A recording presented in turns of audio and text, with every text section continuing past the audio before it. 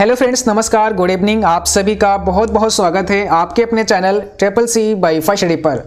आज की इस क्लास में बात करेंगे 7 फरवरी ट्रिपल सी एग्जाम में पूछे गए मोस्ट इंपॉर्टेंट प्रश्नों की, और ये पूरा क्लास आपके लिए काफ़ी इंपॉर्टेंट होने वाला है। और आज की प्रश्न हमारे पास भेजे हैं कौशिक कुमार अलीगढ़ से, राकेश मेरठ से, काजल सिंह, प्रशांत यादव अयोध्या से, विजय प्रजापति गोरखपुर से और अंकित राज शाहजहांपुर से। तो आप सभी को बहुत बहुत धन्यवाद जो आप लोगों ने हमें प्रश्न भेजे हैं, और आप लोग भी अपने प्रश्न हमें जरूर भेजें। प्रश्न आप हमें मेल कर सकते हैं info.triplec@gmail.com पर। इसके अलावा हमें व्हाट्सअप कर सकते हैं 9452299436 पर, या फिर इसके अलावा आप हमें फेसबुक और इंस्टाग्राम पर भी अपने प्रश्न कर सकते हैं। फेसबुक और इंस्टाग्राम आईडी है triple C by first study. ठीक है, तो चलिए स्टार्ट करते हैं आज के इस सेशन को। और इस क्लास को स्टार्ट करने से पहले आप सभी को बता दें, अगर आप ट्रिपल सी एग्जाम के लिए ऑनलाइन मॉक टेस्ट करना चाहते हैं तो आप हमारी वेबसाइट www.triplec-first.com पर विजिट करें। यहां पर आपको ढेर सारे ऑनलाइन मॉक टेस्ट हिंदी और इंग्लिश में मिल जाएंगे। साथ ही साथ यहां से आप इंपॉर्टेंट क्वेश्चन आंसर और उनके पीडीएफ भी डाउनलोड कर सकते हैं। इस वेबसाइट का लिंक नीचे डिस्क्रिप्शन बॉक्स में दिया गया है, जहां से आप विजिट कर सकते हैं। चलिए स्टार्ट करते हैं। आज का सबसे पहला प्रश्न आपके सामने आ चुका है, और यहां पर आपसे क्या पूछा है, एआई का जनक किसे कहा जाता है। तो आप सभी बच्चों को बताना है एआई का जनक किसे कहा जाता है। और जो भी बच्चे लाइव आ चुके हैं, आप लोग जल्दी से क्लास को भाई शेयर कर दो, ताकि और भी बच्चे और भी साथी इस क्लास को ज्वाइन कर सकें। तो आप सभी बच्चे क्लास को शेयर कर दो, क्योंकि इस क्लास में काफी इंपॉर्टेंट क्वेश्चन आपको मिलने वाले हैं। आप सभी को पूरा सेशन कंप्लीट करना है, और जो भी करेक्ट आंसर है उनके जवाब आपको कमेंट बॉक्स में लिखने हैं। तो आपसे क्या पूछा है, एआई का जनक पूछा है, मींस आर्टिफिशियल इंटेलिजेंस का जनक किसे कहा जाता है। तो ऑप्शन नंबर डी हो जाएगा, जॉन मैकार्थी को आर्टिफिशियल इंटेलिजेंस मींस एआई का जनक कहा जाता है। तो इसको ध्यान रखना है। क्वेश्चन नंबर सेकंड में देखिए क्या पूछा गया है आपसे, और यहां पर आपसे पूछा है क्या कैल्क में प्रिंट प्रीव्यू के दौरान उसे जूम करके देखा जा सकता है। मींस कैल्क में प्रिंट प्रीव्यू के दौरान जब आप प्रिंट प्रीव्यू देखते हैं तब उसे जूम कर सकते हैं। और कैल्क एक स्प्रेडशीट प्रोग्राम है, ठीक है, इसको ध्यान रखना है, एक स्प्रेडशीट प्रोग्राम है लिब्रो ऑफिस का। तो क्या आप यहां पर जब प्रिंट प्रीव्यू देखते हैं तो उसमें जूम कर सकते हैं? तो बिल्कुल कर सकते हैं, ऑप्शन पहला करेक्ट हो जाएगा। यहां पर आप जूम कर सकते हैं। जैसे आप लिब्रो ऑफिस कैल्क में आएंगे, यहां पर देखिए, और अब हम यहां पर इसका प्रीव्यू देखेंगे। तो इसके लिए हम क्या कर सकते हैं, फाइल मेनू पे जाएंगे, यहां से हमें प्रिंट प्रीव्यू का ऑप्शन मिल जाएगा, या आप अपने कीबोर्ड से कंट्रोल शिफ्ट और ओ भी प्रेस कर सकते हैं, इसकी शॉर्टकट की होती है। जब यहां पर आप इसका प्रीव्यू देखते हैं तो देखो ये आपका प्रीव्यू आपके सामने है, और अब यहां से आप जूम भी कर सकते हैं। मीन्स यहां से जूम आप बढ़ा सकते हैं, जूम इन कर सकते हैं। तो ऐसे करके जूम इन होगा, जूम यहां से आउट भी कर सकते हैं, ठीक है। और नीचे जो आपका यहां पर आता है स्टेटस बार, तो स्टेटस बार से भी जूम को आप बढ़ा सकते हैं और कम कर सकते हैं। तो कहने का मतलब यहां पर है कि आप जूम को बढ़ा सकते हैं, मींस जूम कम ज्यादा भी कर सकते हैं प्रिंट प्रीव्यू के दौरान भी, इसको ध्यान रखना है। तो इसलिए यहां पर ऑप्शन हमारा पहला करेक्ट हो जाएगा। क्वेश्चन नंबर थर्ड में देखिए क्या पूछा है आपसे, और यहां पर आपको बताना है एक यूजर से दूसरे यूजर तक फाइल ट्रांसफर करना किसके माध्यम से होता है। एक यूजर से दूसरे यूजर तक फाइल ट्रांसफर करना किसके माध्यम से होता है, बताओ भाई। क्वेश्चन नंबर थर्ड आपके सामने है, कौन सा होगा राइट आंसर। ठीक है, सभी बच्चों को प्रयास करना है कि जो भी क्वेश्चन आज इस क्लास में दिए हैं आप सभी का करेक्ट आंसर भेजें, ठीक है। तो यहां पर करेक्ट आंसर होगा FTP, फाइल ट्रांसफर प्रोटोकॉल। एक यूजर से दूसरे यूजर तक फाइल ट्रांसफर करना FTP यानी कि फाइल ट्रांसफर प्रोटोकॉल के माध्यम से होता है। FTP इसको ध्यान रखना है, इसका फुल फॉर्म होता है फाइल ट्रांसफर प्रोटोकॉल। चलिए क्वेश्चन नंबर 4 देखिए क्या पूछा है, लिब्रो ऑफिस प्रेजेंटेशन को किस नाम से जाना जाता है। बहुत सिंपल सा प्रश्न है, लिब्रो ऑफिस में जो प्रेजेंटेशन है उसे किस नाम से जानते हैं, बताओ। ये सारी चीजें ऑलरेडी आपको बता रखी हैं, बट किसी भी प्रकार से कुछ भी पूछ सकता है, लेकिन अगर आपको चीजें पता है, ऑलरेडी आपने सीखा है, तो आप उसका जवाब भी कर सकते हैं बहुत ही इजीली, ठीक है। तो लिब्रो ऑफिस प्रेजेंटेशन को किस नाम से जानते हैं, इम्प्रेस के नाम से जानते हैं। इम्प्रेस एक प्रेजेंटेशन प्रोग्राम है लिब्रो ऑफिस का, जैसा कि बार बार हम आपको बताते रहते हैं। राइटर एक वर्ड प्रोसेसिंग प्रोग्राम है लिब्रो ऑफिस का। कैसा है, वर्ड प्रोसेसिंग प्रोग्राम है लिब्रो ऑफिस का। ऐसे ही कैल्क, जैसा कि अभी बताया था हमने, एक स्प्रेडशीट प्रोग्राम है लिब्रो ऑफिस का। तो कैल्क स्प्रेडशीट है, इम्प्रेस प्रेजेंटेशन है, और राइटर आपका वर्ड प्रोसेसिंग प्रोग्राम है लिब्रे ऑफिस का। ठीक है, इसको ध्यान रखना। जैसे आपका एमएस वर्ड है माइक्रोसॉफ्ट का word processor program, power point है माइक्रोसॉफ्ट का प्रेजेंटेशन प्रोग्राम, एक्सेल है माइक्रोसॉफ्ट का स्प्रेडशीट प्रोग्राम। तो इसी प्रकार से यहां पर राइटर, इंप्रेस और कैल्क है लिब्रे ऑफिस का। ठीक है, तो यहां पर आपका बी ऑप्शन है इंप्रेस। अगला क्वेश्चन देखिए, क्वेश्चन नंबर 5 में क्या पूछा है। व्हाट्सएप पर किसी व्यक्ति को इंगित करने के लिए क्या इस्तेमाल करते हैं, बताओ। व्हाट्सएप पर किसी व्यक्ति को इंगित करने के लिए किसका इस्तेमाल होता है? हैश या फिर डॉलर का सिंबल, @ का सिंबल या फिर % का सिंबल? कौन सा होगा आपका राइट आंसर? आप आज ही चेक करना। ठीक है, अपने व्हाट्सएप पर जब आप क्या करेंगे, यहां पर देखो सी ऑप्शन करेक्ट होगा, @ का सिंबल। किसी भी व्यक्ति को अगर आप इंगित करना चाहते हैं तो @ लिखेंगे पहले, उसके बाद आप उसका नाम लिख सकते हैं। ठीक है, तो यहां पर हो जाएगा सी ऑप्शन हमारा करेक्ट, इसको ध्यान रखना है। चलो क्वेश्चन नंबर नेक्स्ट पर चलते हैं। क्वेश्चन नंबर 6 में देखो क्या पूछा है, और यहां पर क्या पूछा गया है, आरटीजीएस की किस वर्ष शुरुआत हुई? ठीक है, आरटीजीएस की शुरुआत कब हुई आपको बताना है, बताओ। आरटीजीएस की शुरुआत कब हुई?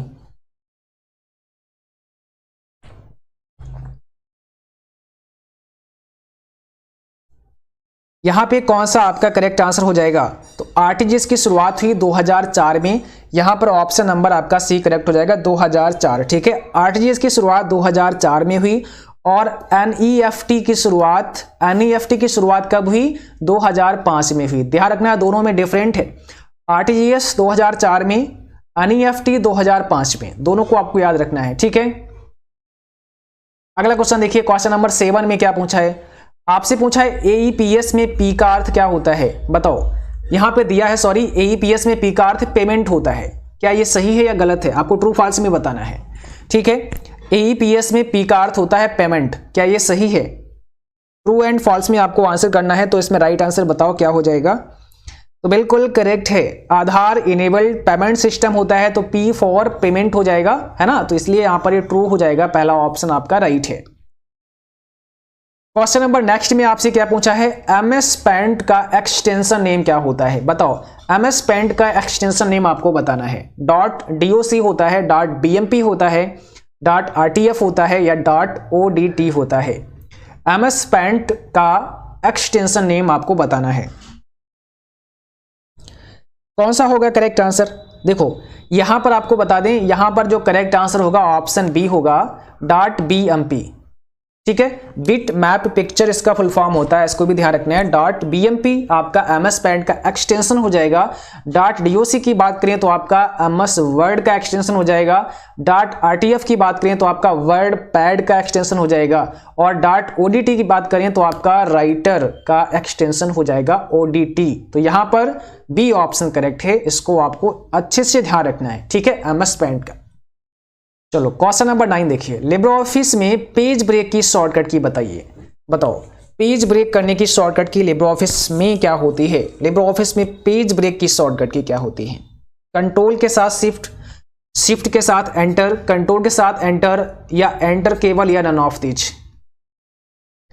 कौन सा होगा राइट आंसर? लिब्रे ऑफिस में पेज ब्रेक की शॉर्टकट की बतानी है आपको। यहां पे करेक्ट आंसर क्या होगा? कंट्रोल के साथ में एंटर, ऑप्शन बी। ध्यान रखना है, कंट्रोल के साथ में एंटर प्रेस करेंगे तो पेज ब्रेक हो जाएगा। देखो जैसे कि आपका एक पेज है, इतना सा ये पेज है आपका, और यहां पर आपने 4 लाइनें लिखी। अब आपका मन नहीं है इस पेज में लिखने का, मीन्स अब आपको हमें दूसरा पेज चाहिए। तो जब हमें दूसरा पेज लेना है तो क्या करेंगे, आप पेज को ब्रेक कर सकते हैं, पेज को तोड़ सकते हैं। तो हमें यहां पर दबा देना होगा कंट्रोल के साथ में एंटर। जब कंट्रोल के साथ में एंटर दबा देंगे तो आप इस पेज से नीचे एक और पेज आपके साथ आ जाएगा, और दूसरे पेज में आपका कर्सर होगा और आप वहां पर लिख सकते हैं। एक तरीका हो गया, तो ये हो गया पेज ब्रेक।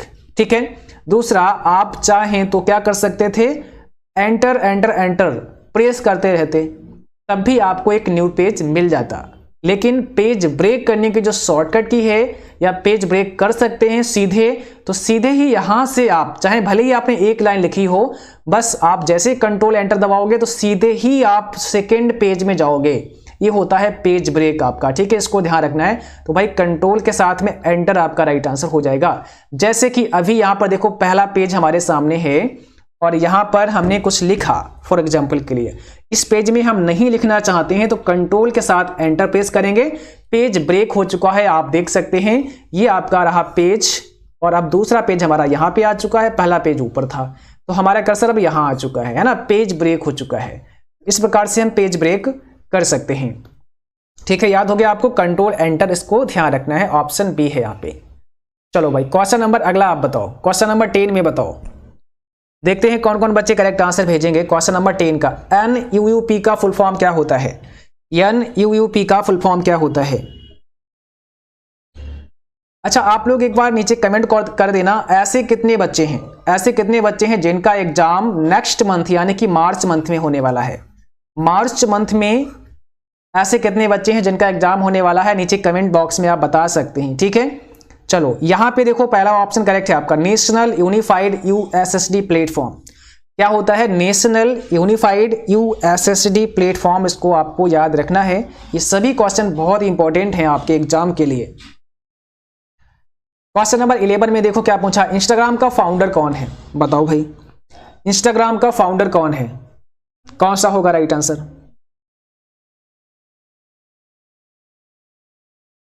तो इंस्टाग्राम के फाउंडर हैं Kevin Systrom, option number B right answer है। केविन सिस्ट्रॉम इंस्टाग्राम के फाउंडर हैं। पेबल ड्रॉप टेलीग्राम के फाउंडर हैं। और एक सवाल होता है, इंस्टाग्राम के मालिक कौन है? तो इंस्टाग्राम का मालिक कौन है भाई, बताओ? इंस्टाग्राम का मालिक प्लस व्हाट्सएप का मालिक फेसबुक है, तो याद रखना है फेसबुक फिर हो जाएगा। ठीक है, फाउंडर पूछें तो इंस्टाग्राम के फाउंडर हैं Kevin Systrom, option number B आपका राइट है। क्वेश्चन नंबर अब नेक्स्ट में आपको बताना है और यहां पे देखो क्या पूछा है, ईमेल के फाउंडर पूछे हैं। बताओ ईमेल के फाउंडर कौन है? ईमेल के फाउंडर कौन है? निम्न में से आपको जवाब करना है, जल्दी से आंसर भेजो भाई। और आप लोगों ने लाइक नहीं किया है तो प्लीज सभी बच्चे लाइक करो क्लास को जल्दी से। आप लोग लाइक करने में बहुत कंजूसी करते हैं तो सभी लाइक किया करो क्लास को। ठीक है, लाइक शेयर करना आपका फर्ज बनता है, आप सभी जरूर किया करो। देखो यहां पर हो जाएगा पहला, रे टॉमलिंसन, ईमेल के फाउंडर हैं रे टॉमलिंसन, इसको ध्यान रखना है। ठीक है, टिम बर्नर्स-ली की बात करें तो www के फाउंडर हैं।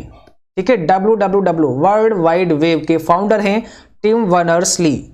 जॉन मैकार्थी आपको बता चुके हैं, AI के फाउंडर हैं, है ना, आर्टिफिशियल इंटेलिजेंस के जन्मदाता हैं, मीन्स इसके फादर हैं या इसके फाउंडर आप बोल सकते हैं, जॉन मैकार्थी। ठीक है, तो यहां पे करेक्ट आंसर कौन सा है? रे टॉमलिंसन, ऑप्शन नंबर पहला। इसको अच्छे से ध्यान कर लेना, अच्छे से याद कर लेना भाई।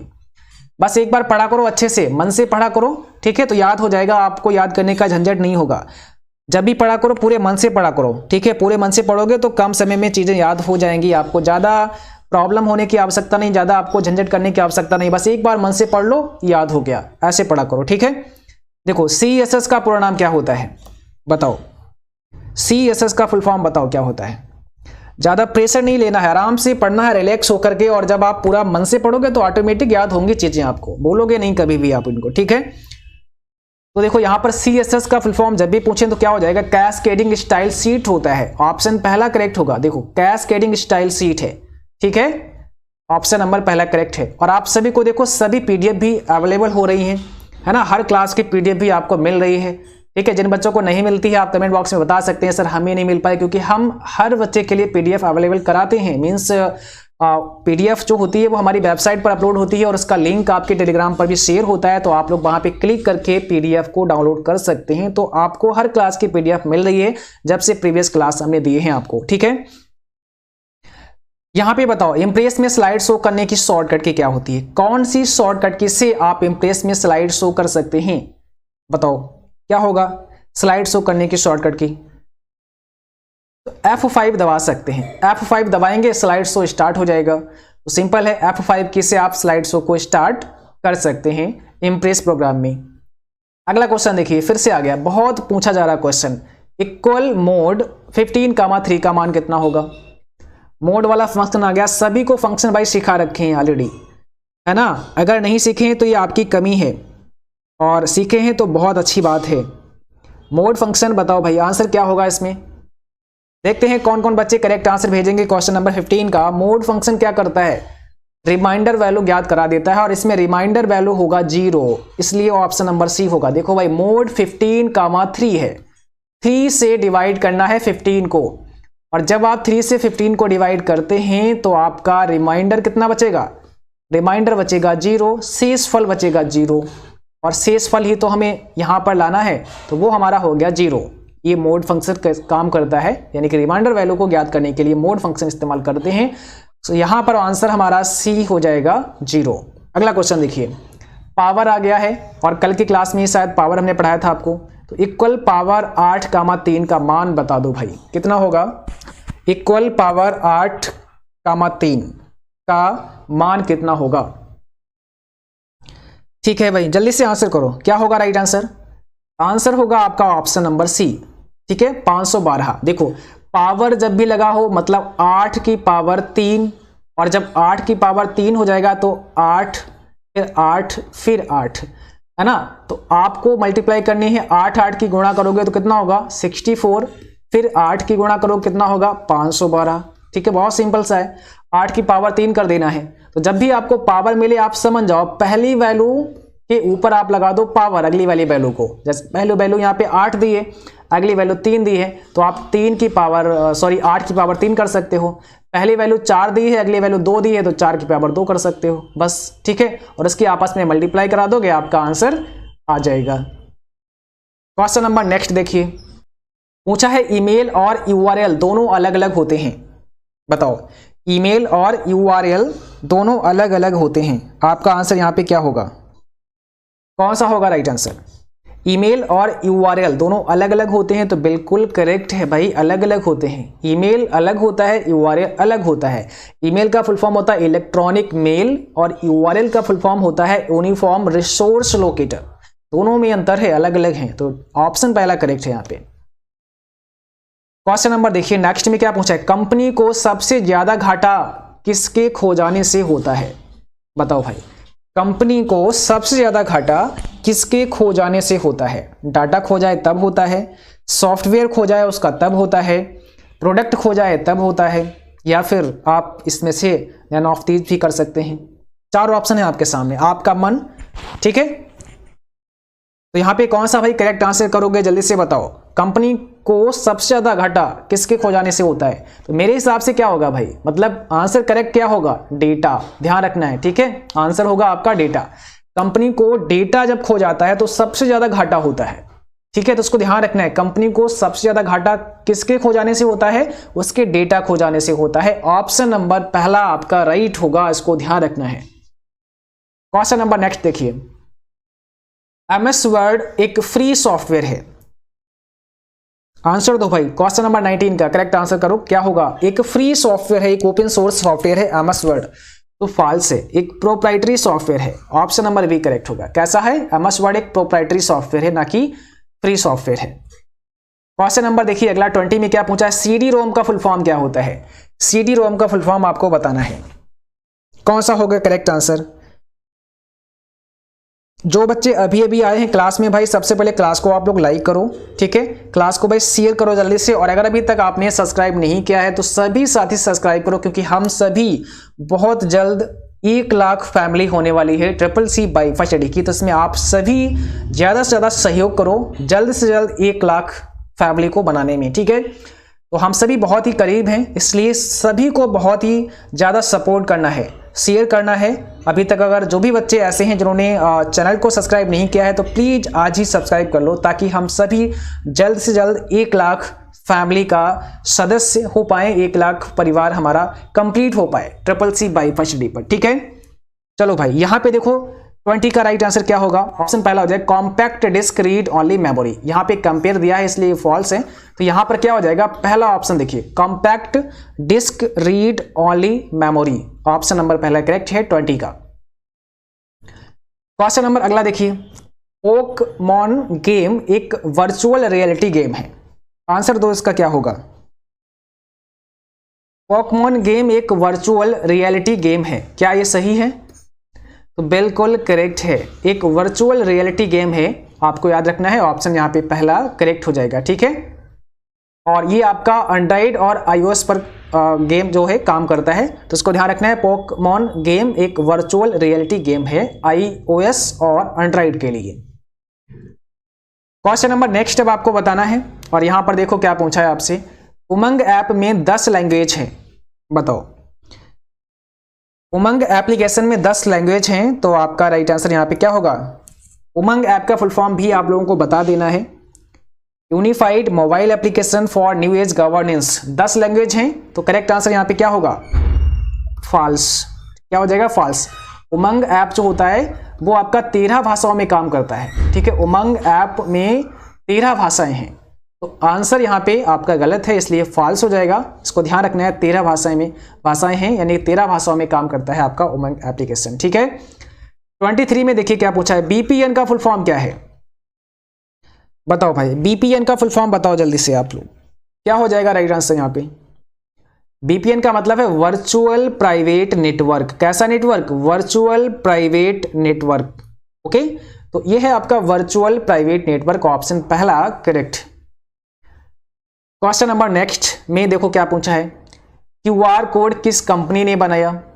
बताओ, क्यूआर कोड किस कंपनी के द्वारा बनाया गया? डेंसोबैब, IBM, Intel, none of these. कौन सा हो जाएगा करेक्ट आंसर? यहां पे आपको बताना है क्यूआर कोड किस कंपनी ने बनाया। डेंसोबैब के द्वारा बनाया गया 1994 में, ठीक है। डेंसोबैब ने बनाया, ऑप्शन पहला करेक्ट है, आपको ध्यान रखना है। 25 में देखो भाई क्या पूछा है, काफी इंपॉर्टेंट है। WEP का फुल फॉर्म बता देना है सभी बच्चों को। WEP का फुल फॉर्म बताना है आप लोगों को, क्या होगा राइट आंसर?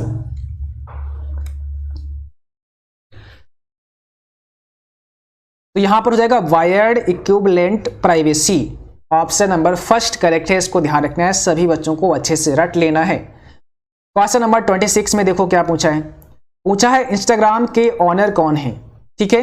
26 में आपसे क्या पूछा है, इंस्टाग्राम के ऑनर कौन है? अभी बता चुके हैं आपको, इंस्टाग्राम और व्हाट्सएप के जो ऑनर हैं, जो मालिक हैं वो कौन है, तो आपको पता है। यहां पर हो जाएगा पहला फेसबुक ही है।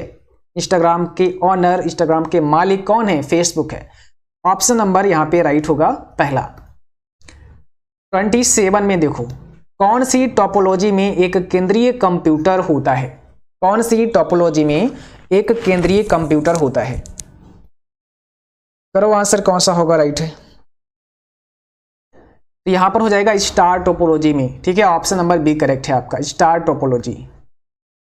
28 में क्या पूछा है, एक ही बैंक की 2 शाखाओं का IFSC कोड एक हो सकता है? बार बार रिपीट होता है क्वेश्चन, है ना। अभी काफी बार एग्जाम में ये पूछा गया क्वेश्चन है, काफी बार बच्चों ने हमारे पास भेजा है। एक ही बैंक की 2 शाखाओं का IFSC कोड एक हो सकता है, क्या होगा इसका राइट आंसर? फॉल्स हो जाएगा भाई, एक नहीं हो सकता है, सिंपल सी बात है। एक ही बैंक क्यों ना हो, है ना, जैसे स्टेट बैंक ऑफ इंडिया ही क्यों ना हो, उसमें अगर ब्रांच अलग है तो IFSC कोड अलग होगा, ठीक है। तो ऑप्शन यहाँ पे बी है, फॉल्स हो जाएगा, एक नहीं हो सकता है। 29 में देखो क्या पूछा है, USSD का फुल फॉर्म बताना है। USSD का फुल फॉर्म क्या होता है बताओ। और इस क्लास में टोटल 35 क्वेश्चन होंगे आज इस क्लास के अंदर, तो अभी आपको बताना है 29 में। और यहां पर हो जाएगा अनस्ट्रक्चर्ड सप्लीमेंट्री सर्विस डाटा, जो कि ऑप्शन बी में दिया है, अनस्ट्रक्चर्ड सप्लीमेंट्री सर्विस डाटा, तो बी ऑप्शन आपका करेक्ट आंसर होगा।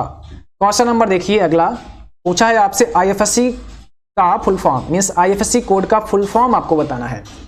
IFSC कोड का फुल फॉर्म बताना है। IFSC कोड का फुल फॉर्म क्या होता है? इंडियन फाइनेंशियल सिस्टम कोड हो जाएगा। ऑप्शन नंबर यहां पे पहला करेक्ट होगा, इंडियन फाइनेंशियल सिस्टम कोड, ठीक है। ऑप्शन बी करेक्ट है। अगला क्वेश्चन देखिए, पूछा है PPF का फुल फॉर्म क्या होता है? PPF का फुल फॉर्म बताओ भाई, PPF का फुल फॉर्म क्या होता है? 31 में राइट आंसर कौन सा होगा? तो यहां पर हो जाएगा पब्लिक प्रोविडेंट फंड, ऑप्शन पहला ही है आपका right answer, public provident fund हो जाएगा PPF का पूरा नाम, ध्यान रखना है इसको। 32 में देखो क्या पूछा है, 500 RS यानी कि 500 रुपए के नोट का रंग फ्लोरेसेंट ब्लू होता है, क्या है आपका आंसर?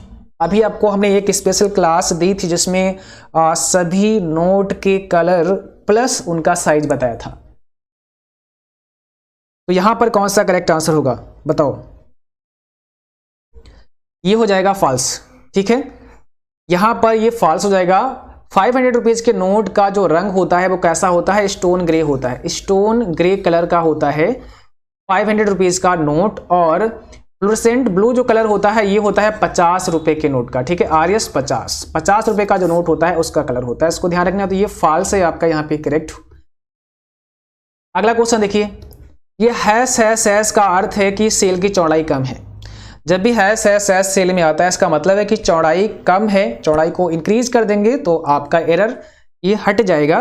तो बिल्कुल सही है, ऑप्शन पहला यहाँ पे करेक्ट हो जाएगा, ठीक है। जब भी हैश आए तो आप चौड़ाई को बढ़ा देंगे। क्वेश्चन नंबर 34 में देखिए, सबसे पहले किस कंपनी ने मोबाइल फोन बनाया? बताओ सबसे पहले कौन सी कंपनी ने मोबाइल फोन बनाया? क्या है आपका सही जवाब? सबसे पहले कौन सी कंपनी ने मोबाइल फोन बनाया? तो यहां पर हो जाएगा मोटोरोला। ऑप्शन बी आपका मोटोरोला करेक्ट आंसर होगा, इसको याद रखना है सभी बच्चों को। अगला क्वेश्चन देखिए, और आज का अंतिम प्रश्न आपके सामने है और सभी को करेक्ट करना है। इक्वल प्रोडक्ट 40 -7 का मान कितना होगा? बहुत इजी क्वेश्चन है, अंतिम प्रश्न आपके लिए सभी का करेक्ट होना चाहिए, बिल्कुल गलत नहीं होना चाहिए, ठीक है। सभी फार्मूले हमने आपको ऑलरेडी पढ़ा रखे हैं। तो यहां पर आंसर कितना आ जाएगा? Option number B. जिन बच्चों ने दिया है आंसर बी उन सभी का बहुत ही करेक्ट आंसर है, बिल्कुल सही आंसर है, ठीक है। तो यहां पर आपका ऑप्शन नंबर बी करेक्ट हो जाएगा। देखो भाई 40 और 7 के जब भी मल्टीप्लाई करोगे, 40 × 7 वो भी माइनस का, तो 4 × 7 = 28, 280 यहां हो गया, माइनस भी लगाना पड़ेगा क्योंकि -7 से आप मल्टीप्लाई करा रहे हैं, इसलिए ऑप्शन बी आपका राइट है -280, ठीक है। तो आज की क्लास बस यहीं तक। उम्मीद करता हूं कि आप सभी को क्लास पसंद आई होगी, क्लास अच्छी लगी हो। इसको कमेंट बॉक्स में जरूर बताएं कि हाँ सर क्लास अच्छी लगी। और आप सभी का जब भी एग्जाम हो आप अपने प्रश्न हमें जरूर भेजें, प्रश्न आप हमें मेल कर सकते हैं, ठीक है, या फिर हमें व्हाट्सअप कर सकते हैं। व्हाट्सअप नंबर भी आपको डिस्क्रिप्शन बॉक्स में भी मिल जाएगा और आप स्क्रीन पर भी देख सकते हैं। इसके अलावा हमें इंस्टाग्राम और फेसबुक पर भी अपने प्रश्न भेज सकते हैं। और जिन बच्चों का कल एग्जाम है आप सभी को हमारी तरफ से best of luck, all the best. उम्मीद है कि आप सभी का एग्जाम बहुत अच्छा होगा। आज के लिए बस इतना ही। Thanks for watching, thank you, good night to all, bye bye.